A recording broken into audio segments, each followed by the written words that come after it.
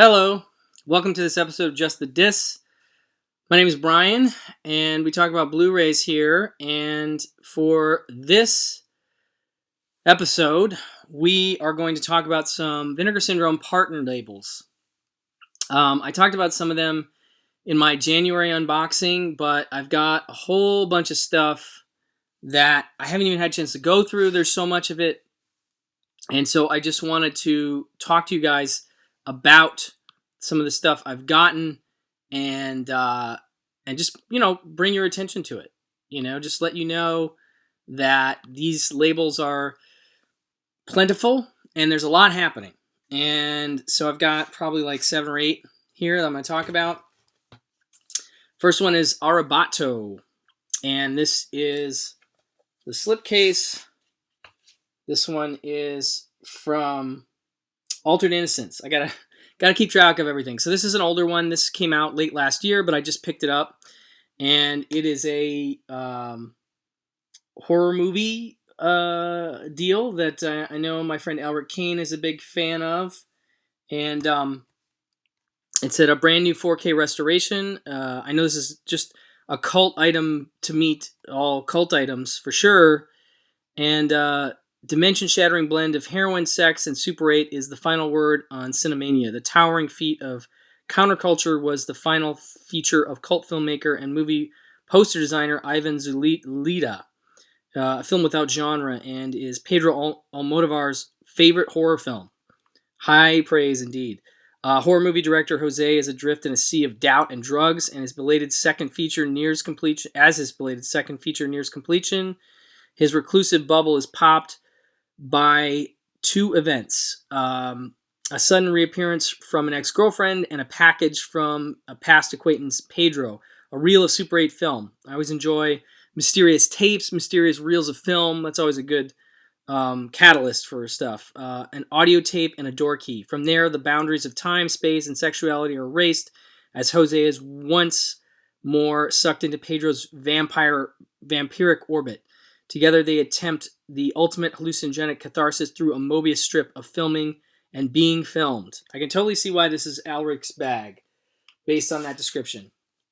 It's definitely a cool-looking movie and definitely a horror film that I am very excited to check out. So that's one I picked up. That's an older one. Newer stuff I've gotten. This one is from Gunpowder Sky, who's been doing really great stuff. Her Smell, directed by Alex Ross Perry, and starring Elizabeth Moss, among others. And this one, ostensibly feels like a story of somebody like Courtney Love or something. Becky Something is a 90s punk rock superstar who once filled arenas with her grungy all-female trio, Something She, but now she plays smaller venues while grappling with motherhood, exhausted bandmates, nervous record company executives, and a new generation of rising talent eager to usurp her stardom. When Becky's chaos excesses derail a recording session and a national tour, she finds herself shunned, isolated, and alone, forced to get sober, temper her demons, and reckon with her past. She retreats from the spotlight and tries to recapture creative inspiration that led to her band to success. So this is a really cool story, and it opens in an interesting way. It opens with a show, then we go backstage. We see how erratically Elizabeth Moss's character is behaving. We see that she has a child, she has an ex, and it seems like a crazy place to have a kid, an environment as such. But yeah, it's gets really interesting there. Sort of a verite style a little bit, but definitely more than that. Alex Ross Perry is a very interesting director and film fan, a guy who I've heard on several podcasts and who I always enjoy hearing him speak about cinema. He's on the Blank Check podcast quite a bit. And so I was really excited to check out the features with him here. There's a new audio commentary with him and actress Elizabeth Moss. And then there's a commentary with just him. That was the first thing I listened to, which I dug. And then there's another commentary or a conversation with him and his cinematographer, Sean Price Williams. A new conversation with him and his composer, Keegan DeWitt, sound designer Ryan Price, and editor Robert Green. Never before seen original behind-the-scenes high 8 footage shot by Alex Ross Perry. A conversation with Elizabeth Moss and musician Brandi Carlile, recorded at South by Southwest 2019. And Acker Girls Can't Wait music video and such. So this is a Region A release, 235-1, Gunpowder Sky Blu-ray. And yeah, no, just a really interesting look at stardom and the fallout from it, you know, and this idea of trying to find inspiration again. You know, I'm quite sure that that's a personal topic for a filmmaker like Alex Ross Perry. It's just like when you make a feature and then you make another feature, and how do you keep inspired? How do you not lose the thread of that? And how do you not go off the rails? Especially when there's a great amount of fame involved with something like this, where it's a band, you know? So anyway, Her Smell, Gunpowder Sky Blu-ray, very nice. Then we have one from, this is from Terrorvision, one of the newer sub-labels, Tim Ritter's film Killing Spree. And so this one, I don't know anything about. It is from 1987. And it says, newlywed Tom, asbestos felt, Russo suspects his hot wife, Lisa, Courtney LaCarrera from Slaughterhouse, is having sexual encounters with their suburban neighbors and visitors. Tom retaliates by launching a methodical and inventive campaign to murder the lovers, utilizing such unexpected devices as a killer ceiling fan, a TV set, an ordinary screwdriver, a hammer, and a lawnmower. But Tom's victims don't lie buried peacefully in his backyard. They're coming back from the dead for revenge. I like this setup. Features first-time special makeup effects by Academy Award-winning effects artist Joel Harlow, who worked on the 2010 Star Trek film. Cinematography work by Michael Giacchino, who went on to compose scores for major Hollywood productions. That Michael Giacchino, I was like, is that who I think it is? Crazy. So he shot the movie. Also features cult actor Joel Wynkoop in one of his earliest roles. Produced by Al Nicolosi. This is a brand new presentation of the prolific indie movie maker Tim. He did Truth or Dare, A Critical Madness, and Wicked Games. Tim Ritter's cult classic 16mm slasher zombie fan favorite. So I need to check this one out very soon.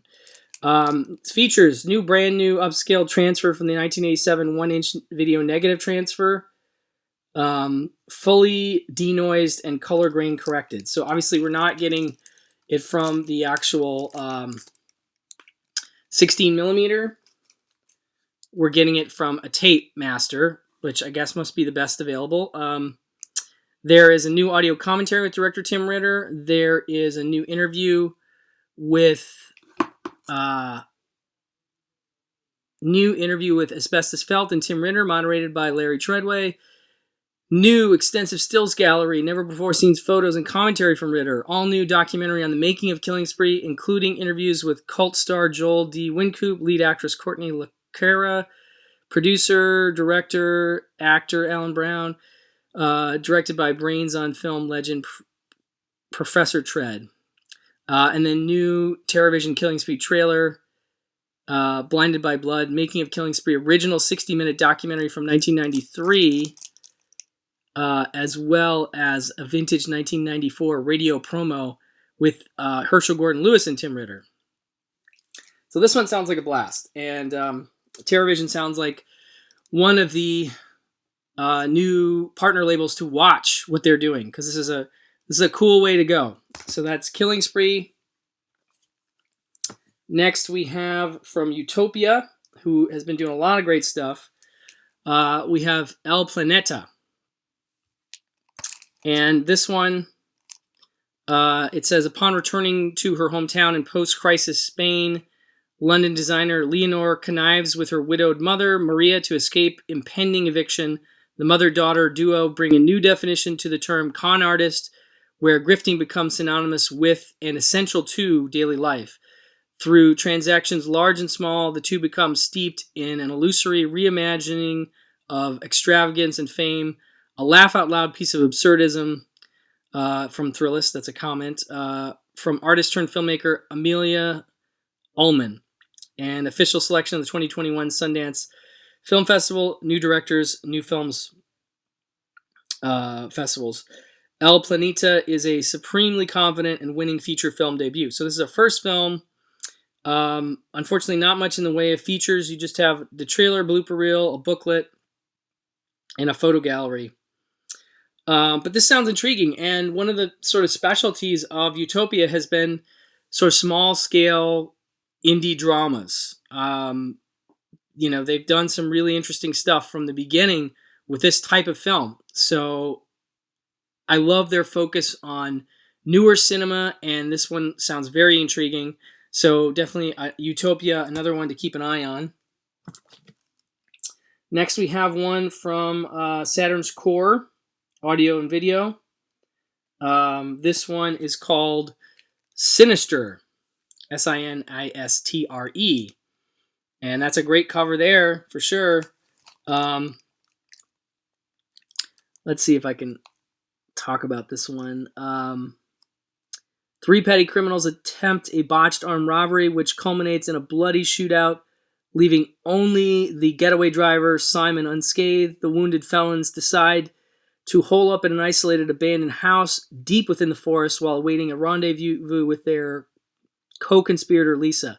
After burying one of his deceased accomplices in the backyard, Simon is eerily haunted by images of violence and horror from his lamentable past. Aroused by the spilling of fresh blood, a spectral axe-wielding psychopath and his undead minions mysteriously materialize, inflicting incessant physical and psychological torture upon Simon and his gang throughout the night, in a malevolent attempt to possess their corrupted souls for eternity. The feature debut from Springfield, Missouri-based video director Ronnie Sorter, Sinister is an awe-inspiring post-Tarantino heist haunted house mashup that instantly marked the emergence of a fresh and unique voice within the 90s area shot-on-video scene. A mix of manic action set pieces, nightmarish surrealism, and entrail-ripping, head-stomping gore, courtesy of effects artist Mike Strain, Your Next, and VHS. Saturn's Core is proud to present Sinister in its first and definitive Blu-ray edition, fully approved and supervised by director Ronnie Sorter. So that sounds promising. That sounds pretty cool. Let's see if I can talk about the features. We have newly restored director's final cut, 73 minutes, audio commentary with director-editor Ronnie Sorter, 2 isolated audio tracks featuring music by composers Larry Simmons and Clark Carter, original alternate 1997 Sinister cut, 71 minutes, featuring a new optional retrospective commentary with director Ronnie Sorter, archival cast commentary with director and writer, producer, and actor, archival audio commentary with special effects artist Mike Strain, Beyond the Screen, new behind-the-scenes featurette, composer Clark Carter, Sinister, a before and after comparison, vintage 1994 TV news coverage, outtake reel, remains a short film by Ronnie Sorter with optional commentary, and behind the scenes. So this is stacked with stuff. Saturn's Core has been doing some shot-on-video releases, and this one definitely sounds intriguing. And I've dug what I've seen from them so far. So that's the new Saturn's Core. Next, we have another one from Utopia. Moments Like This Never Last. And this one is from 2020, so another brand new movie. And this says, Moments Like This Never Last explores the life and legacy of the late artist Dash Snow, who lived from 1981 to 2009, who died of a heroin overdose in NoHo hotel room at the age of 27. Growing up in the beautiful Manhattan before Giuliani and the Broken Window War, before Disney sanitized 42nd Street of prostitutes and pornographers, before Lower Manhattan turned into a shopping mall, chaos came naturally. He revealed in the fraying social fabric of 80s New York and fought capricious authority at home and at the juvie institution he was locked up in and on the streets. In a jeremiad of graffiti, trash assemblages, unphotoshoppable Polaroids, collage, and feral rituals archived on Super 8 Dash celebrated creation, destruction, and the marginalized, striking out at the social pasteurization and criminalization of nonconformity happening all around him. He was a bull born into the china shop, rejecting the trappings of privilege for freedom, a force of nature refusing to play nice. He took what he found and, like a hurricane, rearranging the landscape. Born into one of the most important American art families whom he rejected and was rejected by, he found a new family in the artists of the post 9/11 Lower Manhattan. He started the takeover by writing his name all city as a young graffiti artist and subsequently becoming an accidental international art star. High stakes, drugs, and pressure to keep producing took its toll and made this sort of a cautionary tale. This has a Q&A with director Cheryl Dunn and some bonus scenes. So it's, I guess, a documentary about this guy, and sounds like a fascinating character to me. Utopia has put on another documentary about a photographer that's really great. Highly recommend that one. And so yeah, more very interesting new films from Utopia. Definitely one of my favorites of their labels. Here's another one from Terrorvision. This is called Norway. Looks pretty great on that cover. Okay. Norway is a psychedelic showstopper reminiscent of what Michel Gondry might be responsible for. That's one of the quotes on the back. Photophobic Zeno arrives in the big city for the very first time. The year is 1984. This movie came out in 2014, by the way. But it's set in 84, and Athens beckons. A vampire and a fine dancer, Zeno quickly gets devoured by the dark underbelly of the capital city. All he really wants is a warm girl. Strung out and down and out, he ends up at a disco, Zardoz. Well done. Great name. A hive of scum and villainy where he meets Alice, a prostitute, and Peter, a Norwegian drug dealer. Lured into their shady shenanigans, the three of them will traverse mountains, descend into the core of the earth, all the way to the kingdom of Mathalusis.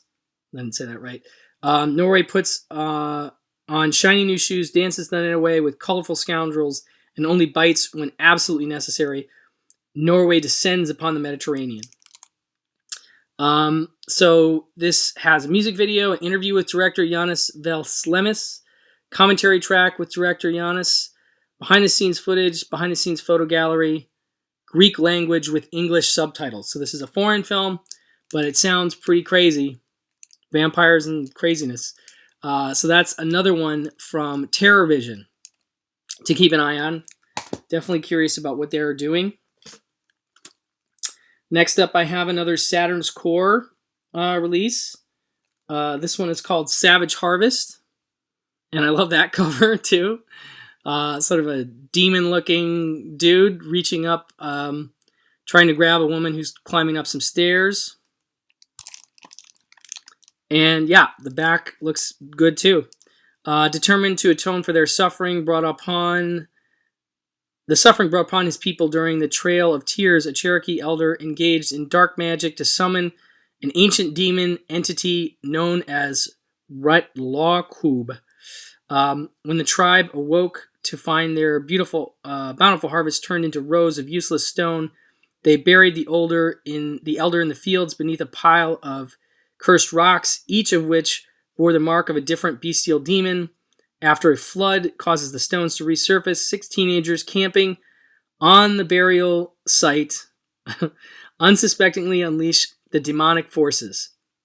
Possession consumes one camper after another, transforming them into animalistic, frenzied killing machines, voraciously feeding on the warm meat of their freshly deceased victims.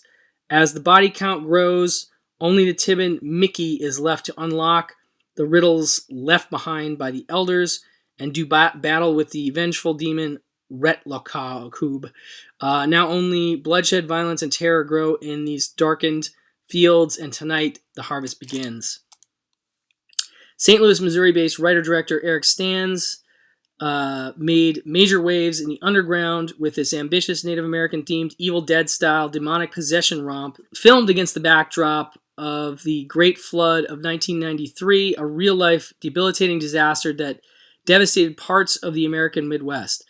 Elaborate practical effects, extreme chainsaw violence, a memorable monster, and some genuine atmospheric scares helped put Savage Harvest on the map and cement Stans' status as one of the most consistent and visionary auteurs working in the shot-on-video horror medium. So yeah, again, another shot-on-video. This is all region. Lots of nice features on these. A quarter of a century since the harvest. New 2021 retrospective documentary, Hell on High Water, The Making of Savage Harvest. 94 is when it was. Archival 1994 documentary. Archival audio commentary with writer-director-producer Eric Stans and actor-producer DJ Vivona.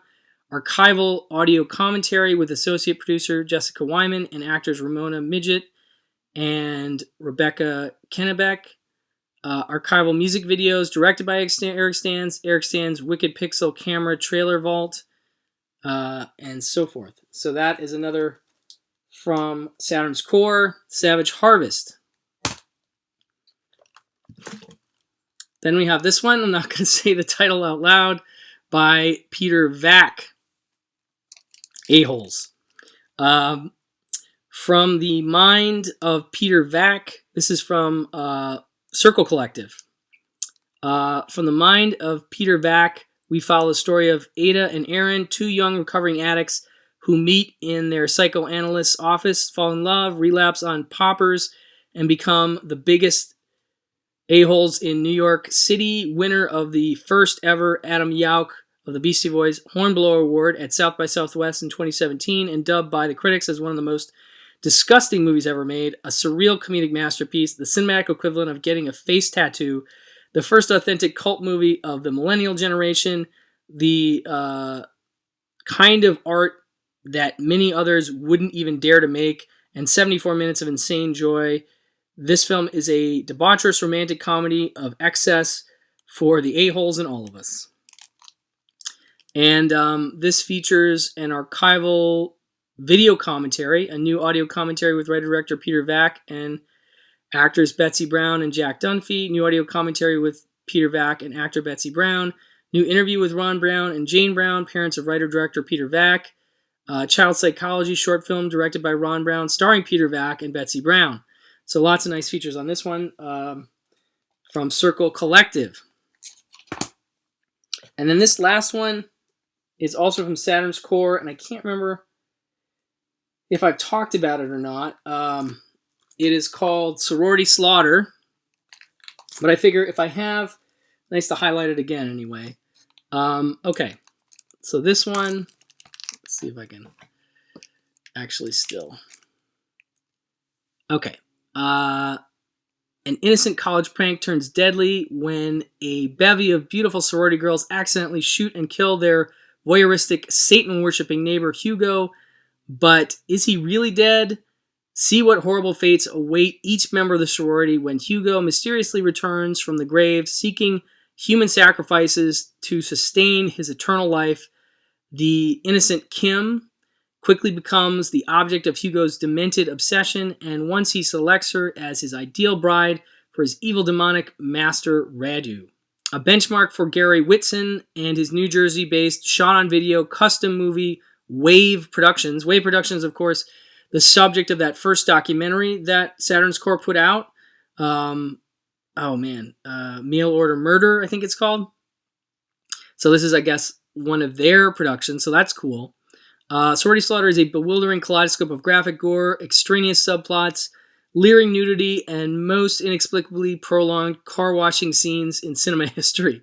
Initially funded as a carrying fetish custom, Whitson instead brazenly crafted a sorority house slasher epic that's notable for featuring early on-screen performances from some of the 90s most prolific and beloved indie screen queens, including Tina Krause from Bad Biology, Pamela Such from Psycho Sisters, Lori Giglio, and Dina Demko.